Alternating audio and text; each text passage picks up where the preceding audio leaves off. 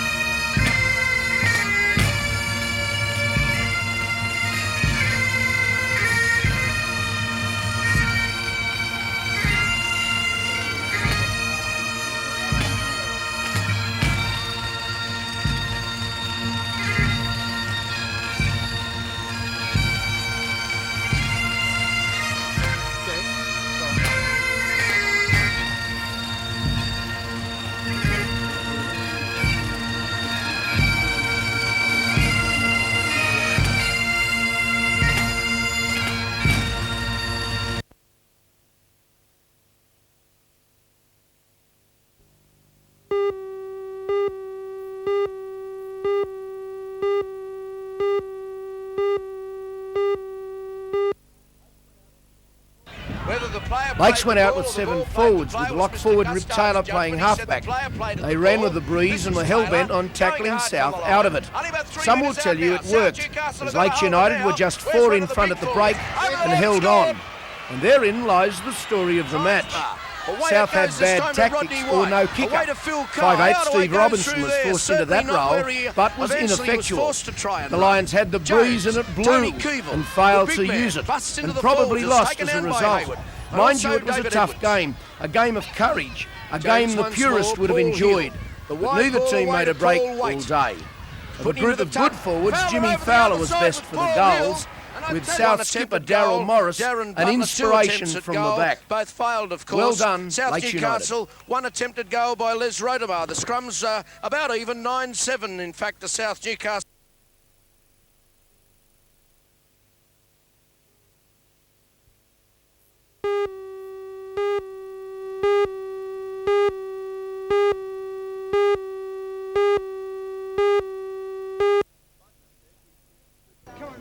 Bugner says he feels super fit for tonight's comeback fight, and he should be after an intense conditioning program under Jeff Fennick's trainer Johnny Lewis.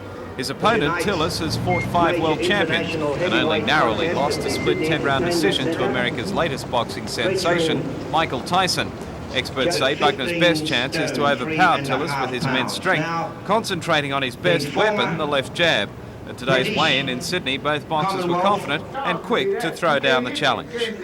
But I don't think it'll go beyond 5, so I'm going to give everything I've got for 5 rounds, and Tillis will have to run. And if he runs, there's only one thing I want him to remember: he can't hide, so he can run as much as he likes. Well, one thing he forgot to say: you can't hit what you can't see.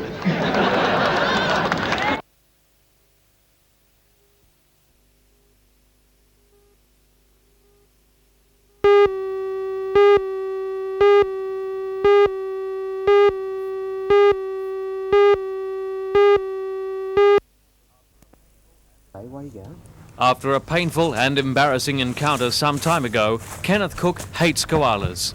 And much to our surprise, the 57-year-old storyteller discovered a dangerous specimen in our own outback, the gardens of NBN.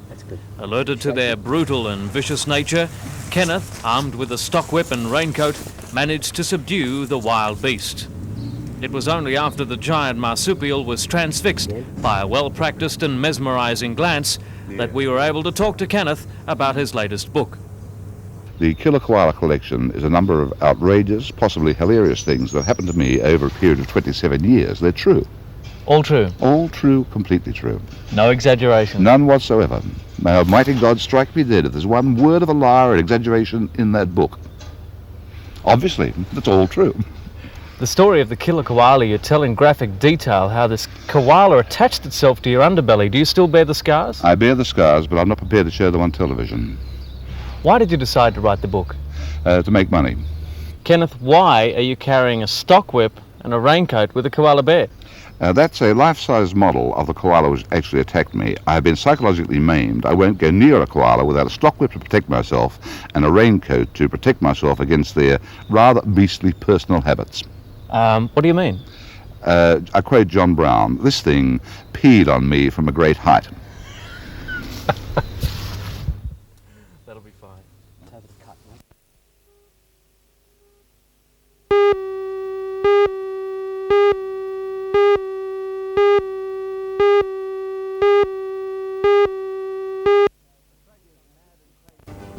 Australia's mad and crazy outback characters inspired this book by Kenneth Cook. It's called The Killer Koala. We speak to Kenneth in the news tonight. Join Ray Deneen and Anna Manzoni for all the news tonight at 6.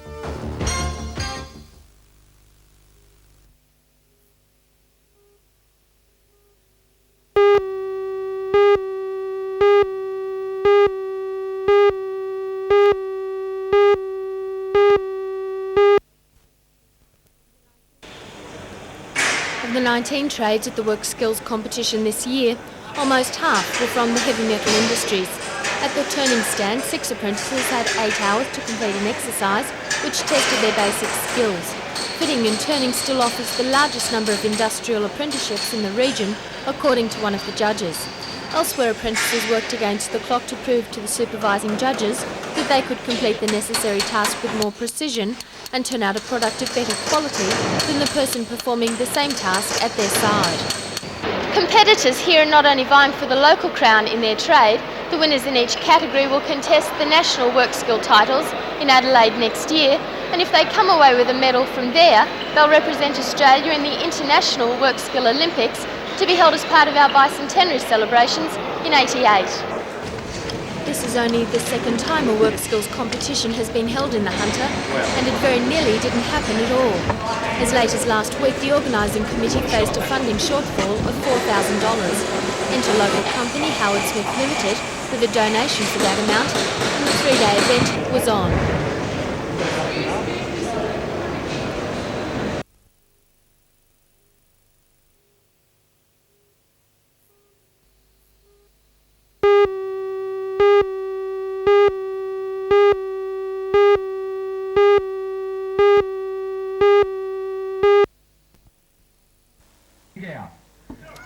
Australia's ethnic community might hate a good Aussie pie or a prawn on a barbie, but often they are forced to eat them.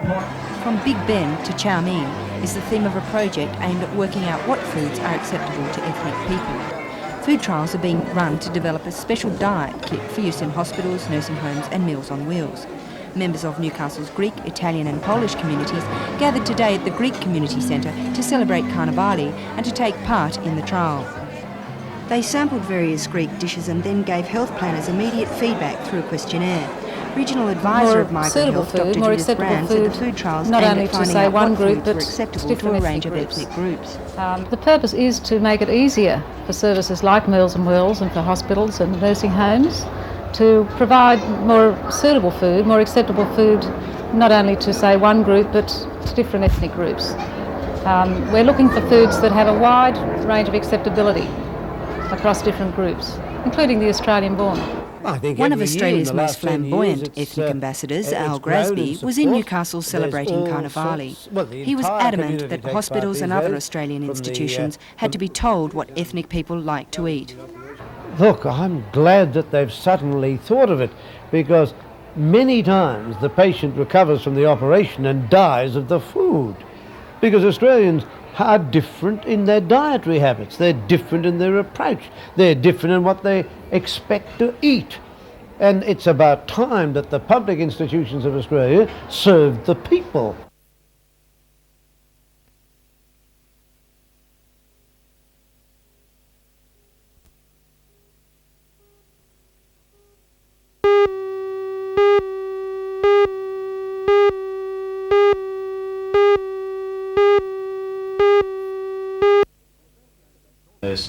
The association's Northern Regional Manager, Rod Harrison, emphasised today that the industry is in desperate need of at least $200 million in new investment. But he said that investment can't take place without improved profits, and profits are just what mining is lacking right now. Mr Harrison produced statistical evidence indicating that on a 5-year average, return on investors' funds is minus 4.5%, compared with plus 10.5% for heavy engineering.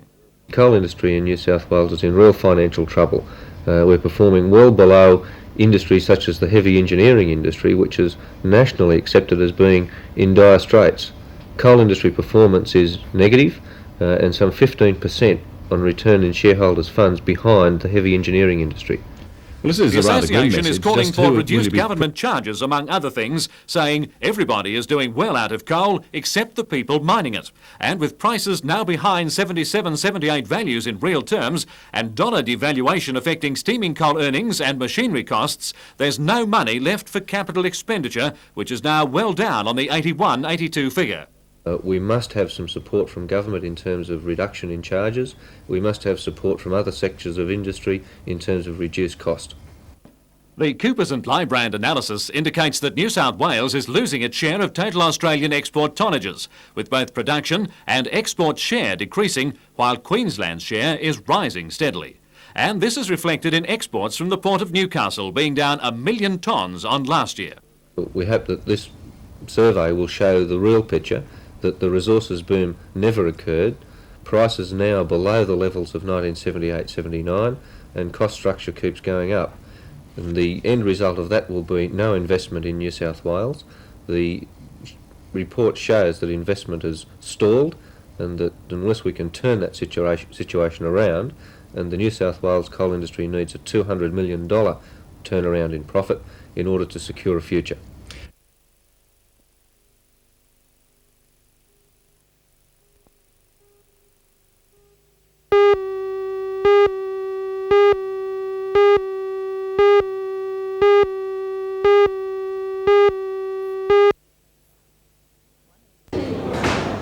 One end of the post office has been taken over with a display by the Newcastle Orchid Society of Australian native orchids. The stamps show 4 types. On the 36 cent, the pink enamel orchid from Western Australia. The 55 cent has one of the Queensland species. On the 90 cent is the duck orchid from the eastern states. And the $1 stamp shows the extravagantly coloured Queen of Sheba from Western Australia. The International Orchid Society are holding a conference in Adelaide this week. And in conjunction with that, we've issued these 4 stamps out for that conference. What's been happening in Newcastle as a result of this issue? We've had a special promotion here ourselves with the Newcastle Orchid Society, who put this display on behind us. Also, we had a colouring competition with the inner suburb schools. About 13 schools participated in the competition, and we had over 600 entries.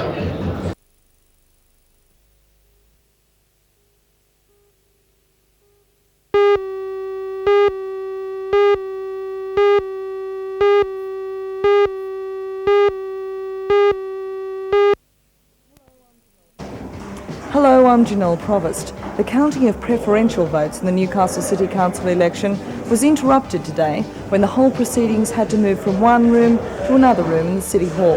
The reason was because this particular room has been booked for a wedding tomorrow afternoon.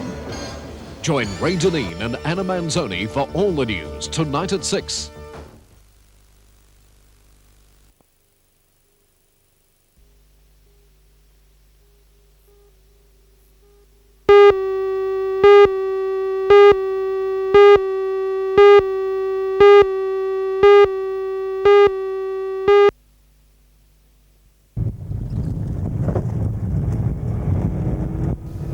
The 4-kilometre circuit at the Ringwood Motorsport Complex north of Raymond Terrace lived up to its designers' expectations today when the first of the 200 motorcycles, trucks, 2- and 4-wheel drive vehicles arrived to race against the clock in this gruelling section of the safari.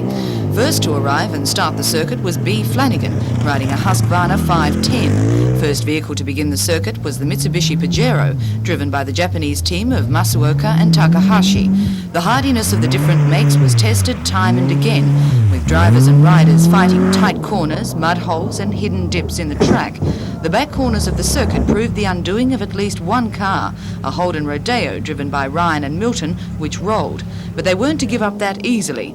With the windscreen patched and taped and one driver with a cut hand, the Rodeo team went for a second try, finishing the circuit before looking for medical help.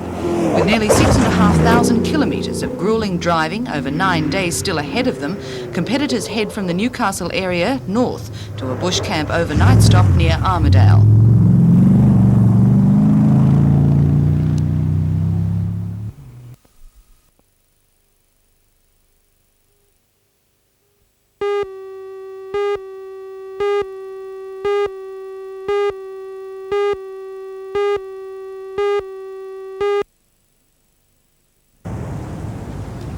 The Glendale Tech is the training centre for more than 1,200 apprentices and pre-apprentices. Offering a wide range of courses, the students learn the necessary skills in trades such as vehicle painting, fitting and machining, panel beating and welding. The standard training period of an apprentice is usually 4 years. During that time, budding tradesmen attend technical colleges like Glendale for 1 day of the working week. The rest is carried out under their employer's guidance. This week, Glendale Tech College will be open between the hours of 1 and 8 until Wednesday for a look at the end result of the apprentices' hard work.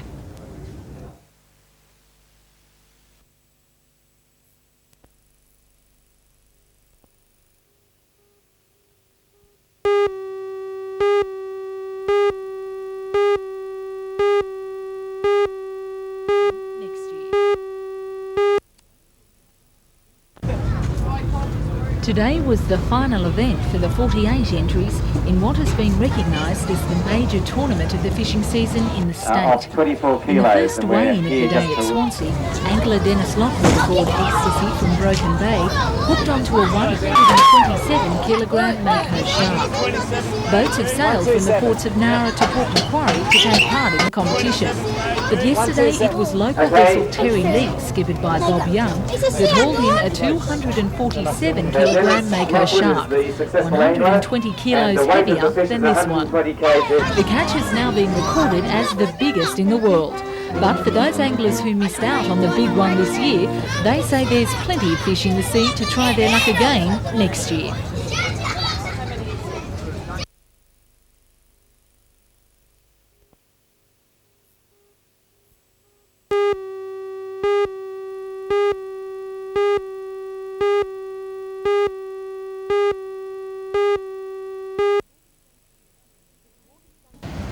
It's Water Safety Week, and in the Hunter region, school children are being shown what they should and should not do when near the water.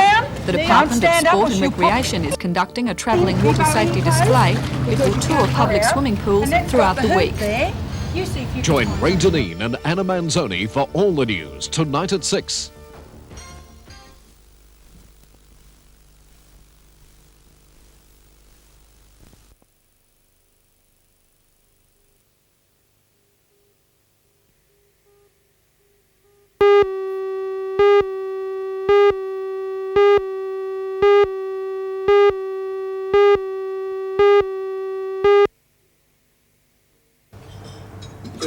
Captain Smith attended the Institute of Management dinner to make the presentation of 6 Howard Smith Scholarship Awards. The recipients, 3 men and 3 women, will each now attend a course offered by the Institute. In presenting the scholarships, Captain Smith says his company wants to encourage innovation and excellence in people in management. He said industry was on the verge of a major shakeout, with many entrenched management and work practices needing to be re-examined.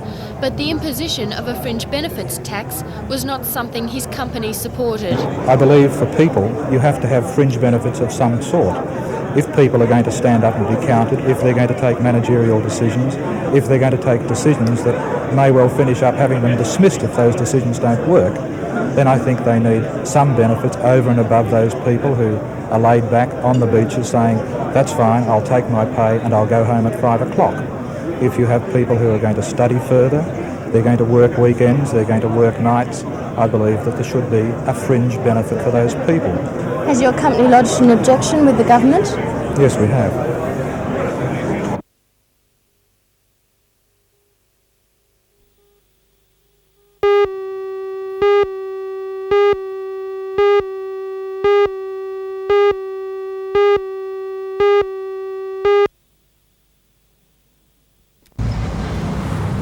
the 25th and 26th of this month, the Pensioners Advisory Service in Scott Street will be the base for regional phoning, the subject being the health system in the Hunter. Reports of lack of beds, delayed operations, pressure to join private health funds and rising costs of nursing home fees has resulted in the Health Committee of the Combined Pensioners Association and the Newcastle Trades and Labour Council conducting a phoning.